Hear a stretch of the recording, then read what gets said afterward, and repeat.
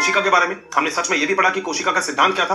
हमने पढ़ा कोशिका सिद्धांत श्लाइडेन और श्वान ने दिया था। हमने रुडोल्फ विर्चो के द्वारा जो सिद्धांत दिया गया था आधुनिक कोशिका सिद्धांत, हमने वो भी बहुत अच्छे से पढ़ लिया। हमने पादप और जंतु कोशिका के बारे में पढ़ा, हमने प्रोकैरियोटिक कोशिका के बारे में पढ़ा, हमने यूकैरियोटिक कोशिका के बारे में पढ़ा। हमने पढ़ा कि जो कोशिका झिल्ली होती है उसका सिंगर और निकोल्सन ने 1972 में तरल क्रमिक प्रारूप जो दिया था वो क्या था, जिसके अंदर प्रोटीन, कार्बोहाइड्रेट, लिपिड थे। हमने पढ़ा सक्रिय और निष्क्रिय परिवहन के बारे में। हमने पढ़ा कोशिका भित्ति के बारे में, जो पादप कोशिका भित्ति होती है उसके बारे में, मध्य पट्टिका के बारे में, S1 S2 S3 तीनों लेयर के बारे में, प्राथमिक कोशिका भित्ति के बारे में और प्लाज्मोडेस्माटा के बारे में। हमने पढ़ा यहाँ पे झिल्ली युक्त तंत्र के बारे में, जो सारे के सारे मिलकर काम करते हैं, जिसे हम अंतःझिल्ली तंत्र बोलते हैं। अंतःपित्त जालिका पढ़ी, जिसमें खुदरी और चिकनी पढ़ी। खुदरी प्रोटीन बनाएगी, चिकनी प्रोटीन नहीं बनाएगी, लिपिड और स्टीरॉयड हार्मोन बनाएगी। हमने पढ़ा गोल्जी काय के बारे में, जो कहीं ना कहीं चिकनी अंतःपित्त जालिका से बनता है, रूपांतरण करने का काम करता है। सिस और ट्रांस दो सतह होती है, आपस में जुड़े होते हैं। सिस से चीजें आती है मॉडिफाइड होकर ट्रांस से कोशिका के अंदर और कोशिका के बाहर भी आप आसानी से उसको भेज सकते हो। हमने पढ़ा लाइसोसोम के बारे में। हमने पढ़ा जो लाइसोसोम होता है वो कैसा होता है, एकल झिल्ली का होता है। सारे पाचक एंजाइम्स पाए जाते हैं जो कि हाइड्रोलाइटिक एंजाइम्स होते हैं, जो अम्लीय पीएच यानी कि 4.5 से 5.0 पे काम करते हैं। हमने यहाँ पे ये भी चीज पढ़ी कि सच में जो रिक्तिका होती है वैक्यूल वो क्या होती है। 90% एरिया पादप कोशिका के अंदर वो रख के रखती है। हमने ये भी पढ़ा कि उसकी भारी जो झिल्ली होती है उसे टोनोप्लास्ट कहते हैं। हमने पढ़ा सक्रिय परिवहन के दौरान यानी कि कम सांद्रता से अधिक सांद्रता की और चीजों को स्टोर करने के बाद ही आप उसके अंदर कोई भी चीज को स्टोर कर सकते हो। हमने पढ़ा यहाँ पे आगे रिक्तिका के बाद हमने आगे चीज पढ़ी थी जिसे हम बोलते हैं माइटोकॉन्ड्रिया यानी कि सूत्र कणिका के बारे में। हम माइटोकॉन्ड्रिया की दोनों झिल्ली जानते हैं। अंदर की झिल्ली के अंदर उंगली नुमा भार थे जिसे हम पृष्ठी बोलते हैं, जो उसका पृष्ठीय क्षेत्र बढ़ाने का कार्य करता है। बाहरी और माइटोकॉन्ड्रियल झिल्ली होती है, अंतर माइटोकॉन्ड्रियल झिल्ली होती है, बीच में झिल्ली अवकाश होता है। अंदर की तरफ अधात्रिया मैट्रिक्स पाया जाता है, जिसके अंदर की तरफ जो आंतरिक झिल्ली होती है उसमें ऑक्सीजोम पाए जाते हैं, जिसमें F0 और F1 कण पाए जाते हैं जो कि एटीपी निर्माण में सहायता प्रदान करते हैं। माइटोकॉन्ड्रिया का देखा जाए तो अपना निर्माण खुद कर सकता है, स्वायत्तशासी होता है, अर्ध स्वायत्तशासी, क्योंकि इसमें खुद का डीएनए, खुद का आरएनए और खुद के राइबोसोम जो कि 70 इस प्रकार के होते हैं वो पाए जाते हैं। फिर हमने पढ़ी थी यहाँ पे लवक 3 प्रकार के थे, अवर्णी, वर्णी और हरित। अवर्णी जिसमें कोई भी कलर नहीं होगा, ये प्रोटीन को, कार्बोहाइड्रेट को और वसा को स्टोर कर सकते हैं।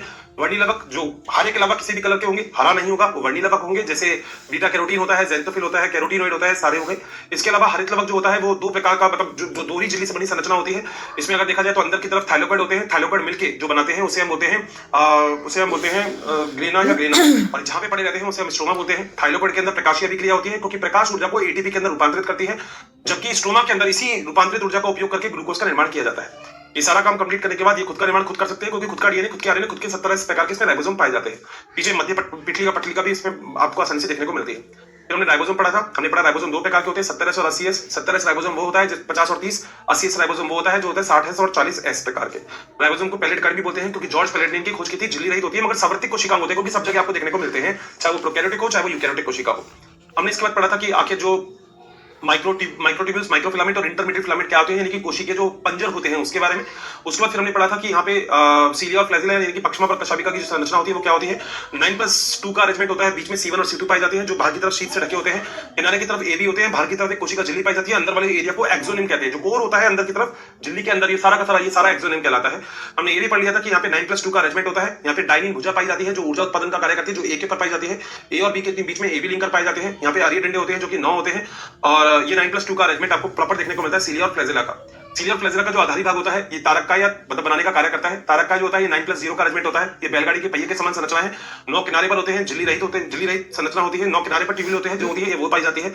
वही 9 डंडे होते हैं, AC लिंकर पाया जाता है, और ये कहीं ना कहीं तर्कु तंतु के निर्माण, मतलब तर्कु तंतु से जोड़ने रखने में, कोशिका विभाजन में बड़ी सहायता प्रदान करता है। फिर हमने केंद्रक पढ़ा था। केंद्रक 2 झिल्ली का बना होता है, भारी झिल्ली और आंतरिक झिल्ली।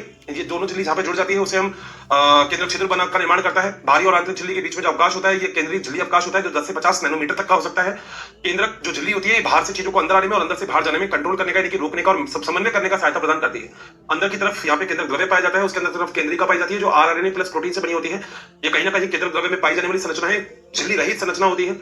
इसकी संरचना भी जितना प्रोटीन होगी उसके आधार पर ही इसकी संरचना भी पाई जाती है। डीएनए संगठित होकर यहाँ पे क्रोमेटिन बनाता है, जिसको फ्लेमिंग ने अभिरंजित किया था कुछ भी क्षारीय अभिरंजक से, और जो एसिटोकार्मिन और हेमेटोजाइलिन हो सकते हैं। इसको अभिरंजन के आधार पर 2 प्रकार के होते हैं, जो ज्यादा रंगेगा वो हेटेरोक्रोमेटिन, जो कम रंगेगा वो यूक्रोमेटिन होता है।